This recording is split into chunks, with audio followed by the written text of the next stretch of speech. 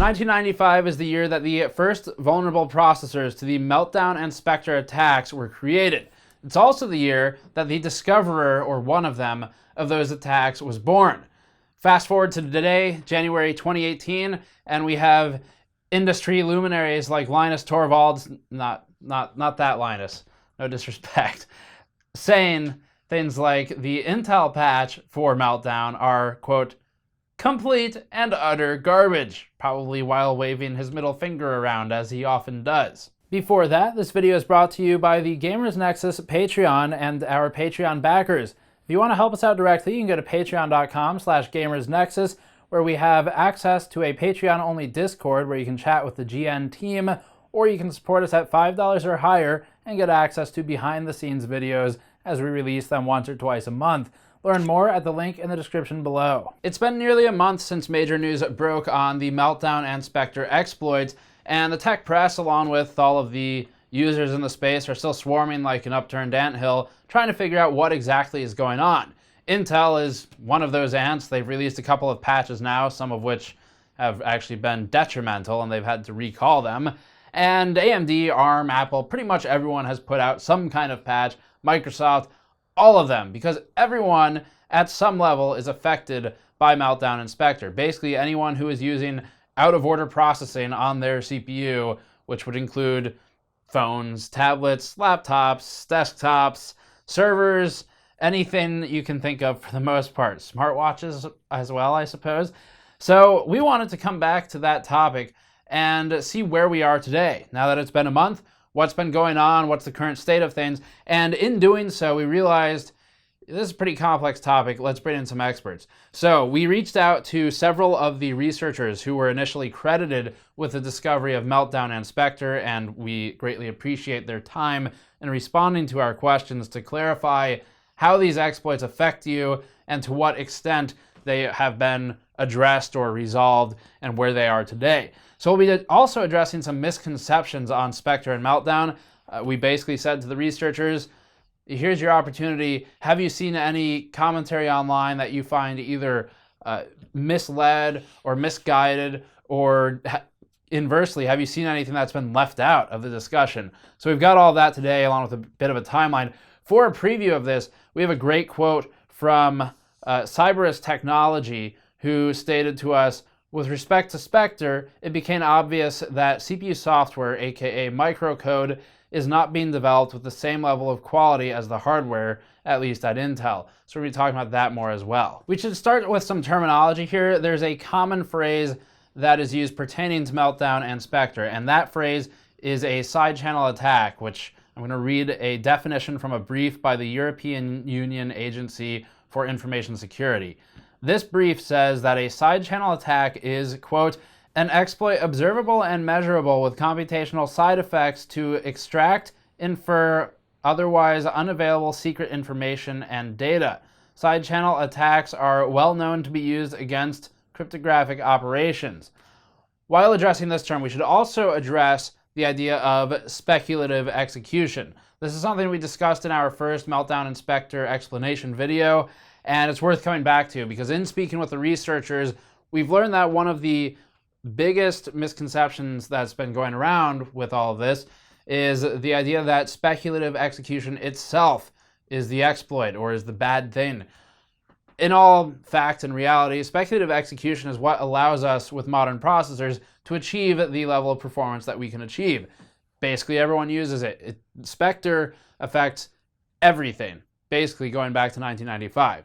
So this is a big deal, and speculative execution is in all of those things because it's an accelerator. It allows CPUs to more or less step ahead of their current queue. They can think ahead by looking at what's going on now, what has gone on in the past in this situation, what do we think is going to happen next. And then the CPU will try and predict or preempt, as the keyword is, that next task. It's possible that in doing so, that next task never occurs. It might be a wasted preemption step. However, the upside is significant, and losing a couple of cycles every now and then because you predicted something incorrectly as the CPU is far less of a hit to performance than the gains because of how accurate it often is. So speculative execution itself is actually a good thing. Specter is the specifically named attack that is sort of branded and leverages speculative execution as an entry or an attack vector to work its way into the data stream, more or less, which is where you get your exposure in terms of security vulnerabilities. So difference there between Spectre and speculative execution. This has been around for more than 20 years and is why we see the attack so wide-reaching. The most comprehensive hub of information on Meltdown and Spectre is the website hosted by Graz University of Technology in Austria. This is home to one of the research teams that discovered and reported the issues to Intel, and that's one of because there are no fewer than 3 other teams acknowledged by Graz in their independently discovered and reported vulnerabilities over the past few months. We've assembled a rough timeline of events with the aid of some research from other outlets that you can find on our website, linked in the description below in the article of this. But for purposes of the video, let's focus on the email exchanges with these researchers who are obviously experts in the field and some of the best people to talk to right now about Meltdown and Spectre. First off, we spoke with Anders Fogh of GData. GData is one of the first, if not the first firm to publicly talk about and draw attention to potential abuse of speculative execution as an attack vector. They also have one of the more detailed and early blog posts about these attack vectors. We further spoke with Cyberus Technology CTO Werner Haas and architect Thomas Prescher. We also spoke with Michael Schwarz of Graz University, who discovered Meltdown apparently separately from these others. So multiple researchers at once working independently of one another, coming to similar or the same conclusions. And in our separate emails with them, they all pretty much agree on what's going on. The meltdownattack.com website that's widely sourced is from the team that Michael Schwarz is on, so we've got his answers as well. The questions and answers will be truncated for video. If you want to see the full questions and answers, again, article below will have them without any cuts at all. We first asked whether Spectre, the exploit with the least public focus, requires physical access to execute. We read some early reports and user comments on videos that suggested Spectre needed physical I/O access, and all 3 research teams replied to tell us that no. Neither Meltdown nor Spectre require physical access. To quote Anders Fogh of GData, they are purely software that just utilize how the hardware works, referring to the exploits. Haas and Prescher of Cyberus explained to us that Meltdown and Spectre only need code to execute on the victim machine, but noted that physical access is not required. Schwarz of Graz University reminded us that Spectre can be mounted from JavaScript, thus in the browser, and therefore requires no physical access. So in short, no.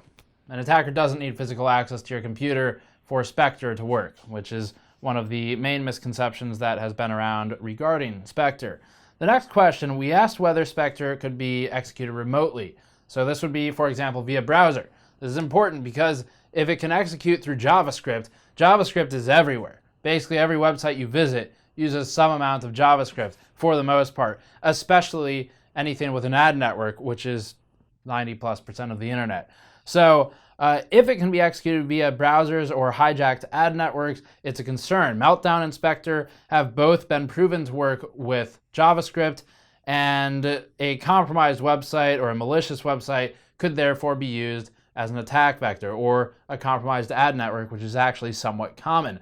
So we wanted to ask about that. GData tells us that browser vendors have been made aware of the attack and that many of them have already released updates. So if your browser has recently received an annoying icon that says, hey, it's time to update, it's time to update.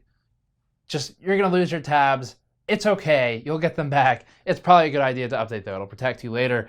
GData also noted that KPTI, or kernel page table isolation, will work well against Meltdown specifically from a browser, and suggested using KPTI and updating browsers where relevant, for example with Linux as your OS. And GData also emphasized the following. Further, current versions of Spectre and Meltdown are members of the class of timing attacks.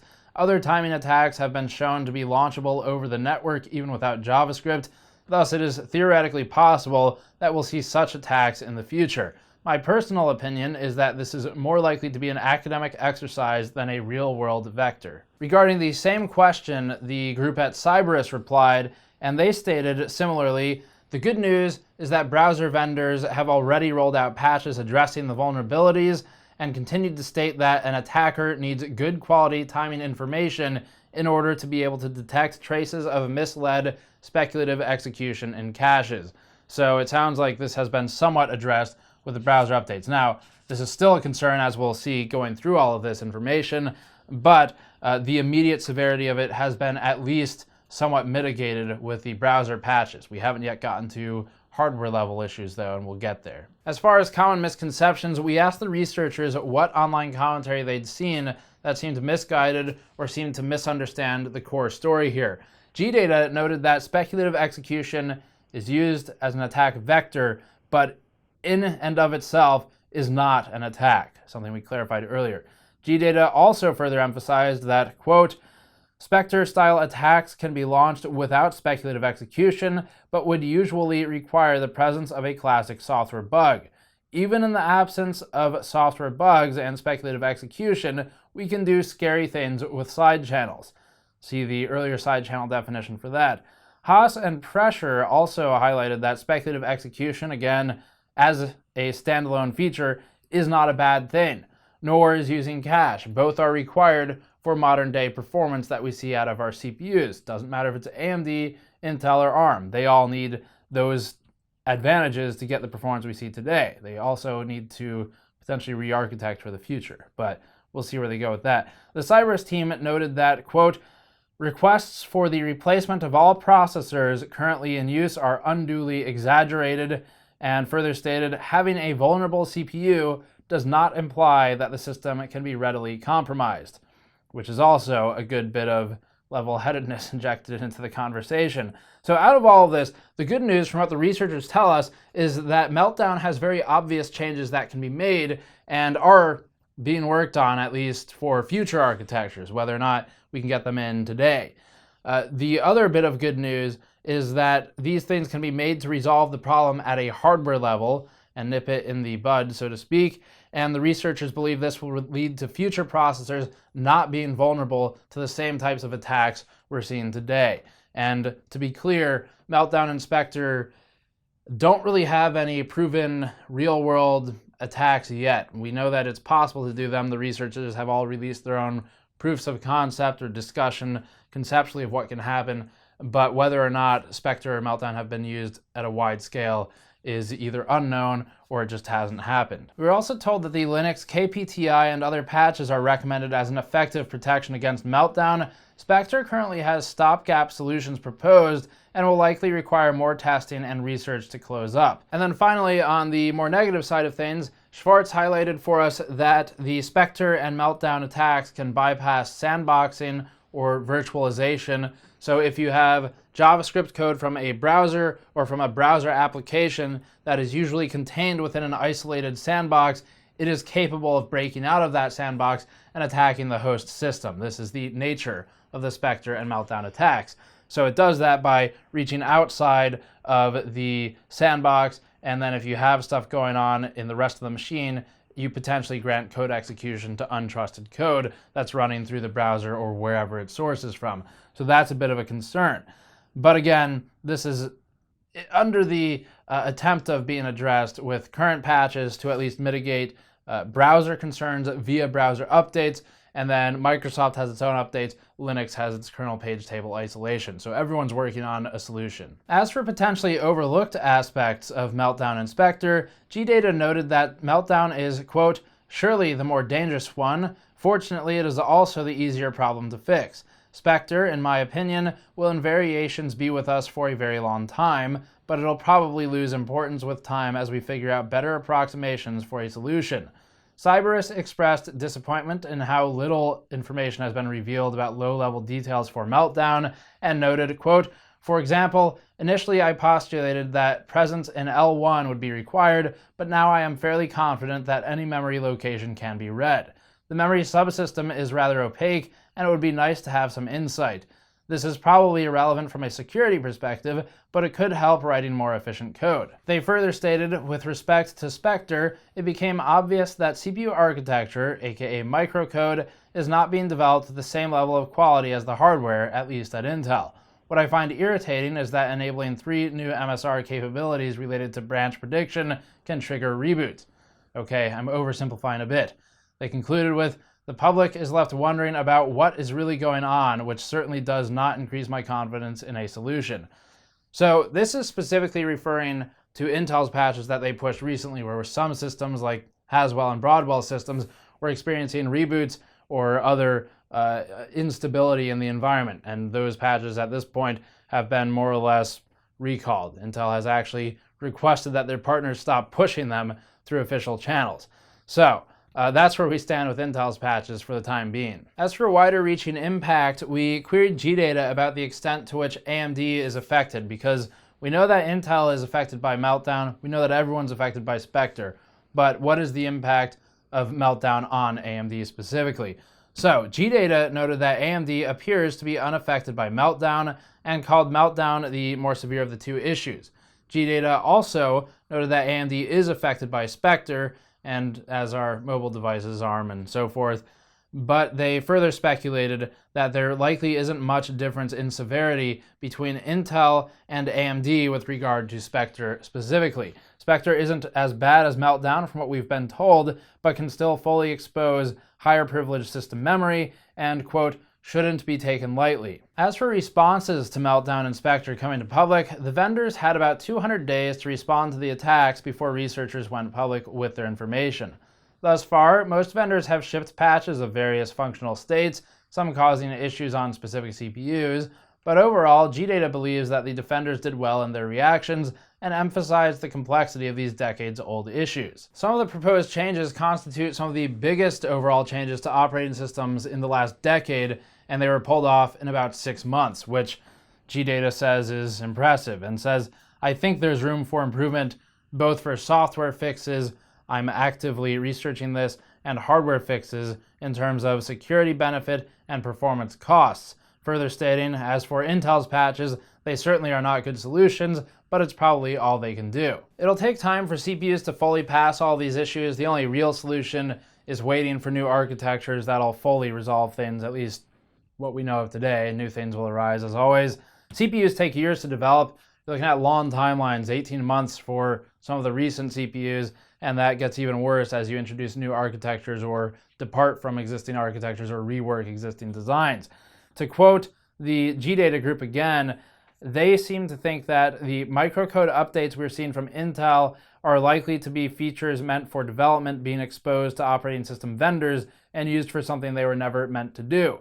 So this is looking like at this point it's a matter of the hardware vendors and the OS or software vendors working together to try and piecemeal together a solution for the time being, which is why you're going to see some instability in some of those patches or some nebulous performance depending on what type of applications you use.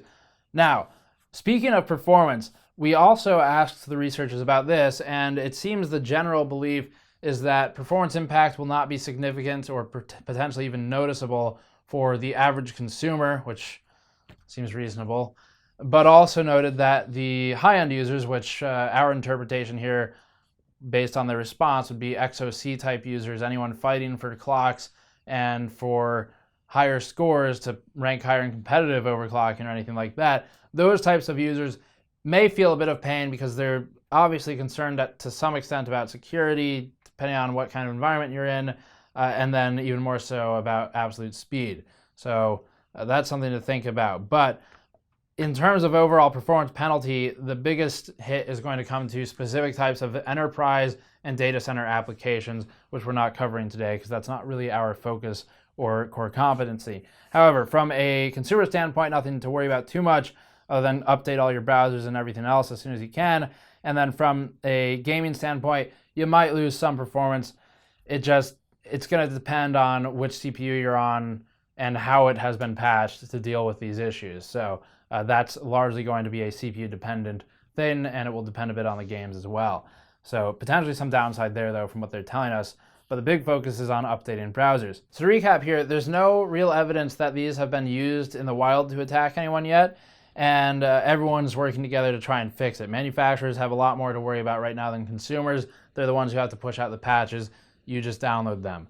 Obviously, you want to get some that are stable, though. So you don't need to worry too much immediately, but everyone is affected by Spectre, Intel, AMD, ARM, basically anything modern, and Intel is primarily affected by Meltdown, with no real evidence that AMD has significant concerns regarding Meltdown specifically. Software patches remain an effective stopgap solution until there are firm hardware solutions in the future, looking a couple years out as we move to new architectures, at which point the researchers believe that this issue should be largely resolved. For gamers and overclockers, there might be a bit of a performance cost for the added security, but Intel did have a 200-day grace period where they were alerted to Meltdown, and the public announcement came later along with some patches. So they're working on it, but we'll see what happens as it's all ironed out. What is embarrassing is that Intel has had a number of patches so far that have proven just generally unstable. If you have a Haswell or Broadwell system, you might experience rebooting. You should probably roll back your patches. As for the answer of where are we now, we're somewhere between the problem being revealed and a stable solution. We're not quite there yet, but we're also not left hopeless. The progress being made is admirable thus far. Again, these are major operating system overhauls in some cases, especially with Linux, and they've been pulled off in a matter of 6 months. And it's some of the biggest changes in a decade from what we've been told. So that's a pretty massive achievement, but there's still more work to be done. So for consumers, what you should do right now is update things as the updates roll out. And if you experience instability, contact whoever pushed the update, and hopefully it'll get resolved with your reports. But that's it for this one. You can check the full article link in the description below if you want the full interviews without any truncation going on. And as always, subscribe for more. You go to patreon.com/gamersnexus to help us out directly, or go to store.gamersnexus.net to pick up a shirt like this one. I'll see you all next time.